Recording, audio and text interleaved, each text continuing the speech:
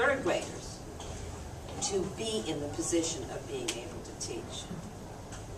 I mean, the only way you really know if you know something is when you try to explain it to somebody else, and then you realize, oh, I guess I didn't really get that as well as I thought I did. And so this, you know, this collaborative learning and having that opportunity to share it and have the older kids teach the younger kids, or the other way around sometimes.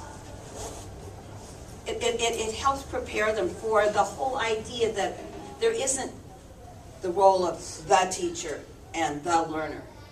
We are all co-learners and co-teachers in our environments together. And that's something that, again, most of us don't develop that perspective until a lot later in life. And so it's really, I think, very beneficial to start working on that from the very beginning. Another principle that she outlined was that if your learning is put in context, it can be a lot more meaningful than if it's just something that's abstract. And I mean, Montessori does this so beautifully. When we go and work with the math materials, you'll see how absolutely concrete and clear what's going on is.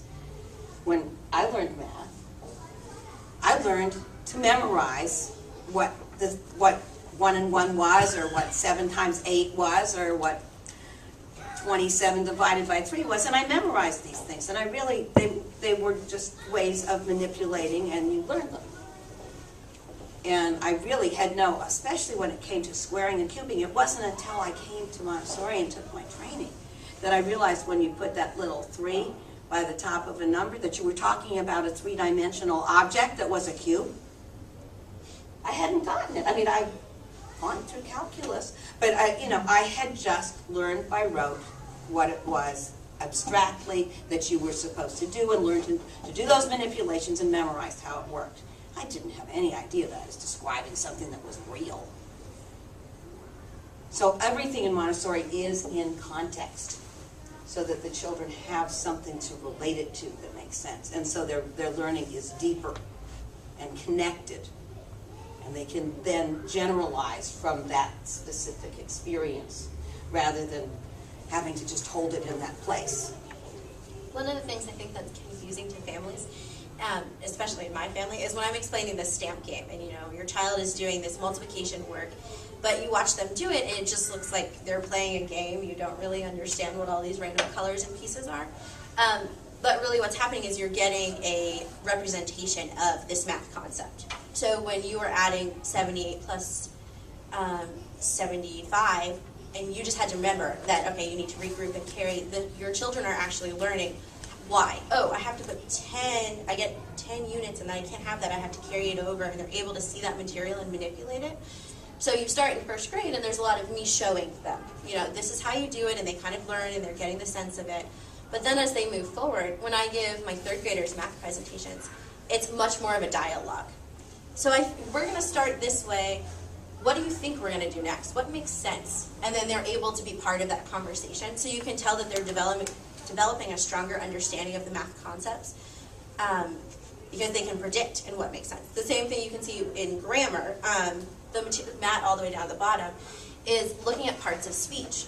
So I met with some third graders recently, and we were trying to label and figure out what's a preposition and what's an adjective and why, and they're able to have that conversation. They get to a word, they don't understand, they're not sure what part of speech it is. They start analyzing the sentence and applying these different rules, and because they're part of that conversation, they've been using it before in kind of a hands-on approach. Now, once they work towards abstraction, they can be part of that more complex thought, which I think is kind of amazing, that you can have someone as young as 8 who's analyzing and looking at something from multiple sides.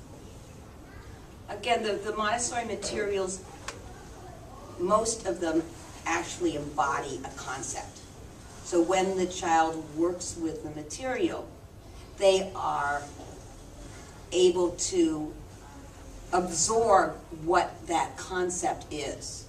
And once they really have got it from that concrete manipulation, they then can abstract it and apply it abstractly.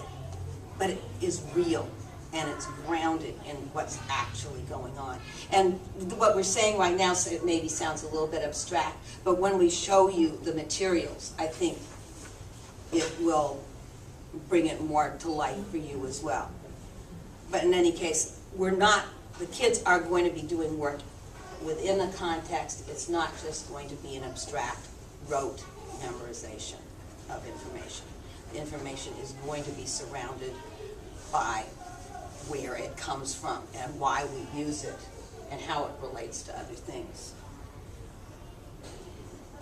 There are certain ways that adults interact with children that will bring forward more positive outcomes. And that's a big abstract way of saying, I mean, basically, some ways of working with kids work better than others do. And from Montessori's perspective, the idea of having a strong respect for the value of each child and modeling that really, really, again, changes the tenor of the environment.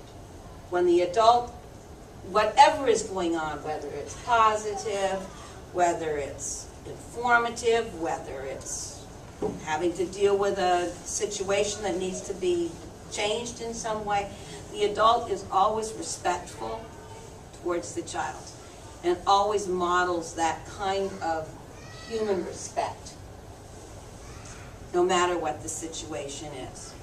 So you're not going to hear whatever the situation is, you are not going to hear children shamed, blamed, or criticized. That doesn't mean that we won't look at their work with constructive criticism and ask them, is this really your best effort? Do you think you could do a little bit more in this area? I think you could expand on this. But they are not going to be shamed or blamed or criticized, and especially not in front of their peers. And this is, again, something that is often different from a more traditional environment. The other thing that's kind of amazing about the way that we develop respect in the classroom is that the children are kind of, I try and keep it that we're more on an equal plane with each other in the classroom. So in the beginning of the school year, we're deciding how do we want our community to function? What do we want our classroom rules to be? What do you think it needs to be? If there's an issue that arises in the classroom, it's because a child has brought it up. So if someone thinks that it's too loud, they're having a hard time working, then it becomes a classroom conversation. And the students are directing that conversation, trying to come up with reasons why they care about the noise level and what solutions they have. So they're active participants in the way that the whole community is constructed, which is kind of amazing. So again, it goes back to the whole idea of the children are being guided in becoming responsible for their own learning and responsible for how their community works. So it's a much more, Montessori is a child-centered learning environment as opposed to an adult-centered learning environment. And adults who are going to work within that environment need to remember that they are just one part of it. They aren't, it's not my class, it's our class. And that's a very different perspective as well. And then the last principle is that order in the environment is beneficial to the child. And if Montessori is known for anything, it's known for the really precise way that the environments are set up, the precise way that the apparatus is utilized. And within that order, I think for the child there is a certain sense of security. They know that if you look at a shelf, if it's a language, it'll be the language area of the classroom. All the language stuff is going to be in that area. All of it's going to go in sequence. So it's very easy for a child to find what it is that they want to do, for a child to know where it is within a sequence that they are, just by looking at the order in the environment. As part of that order is routines. So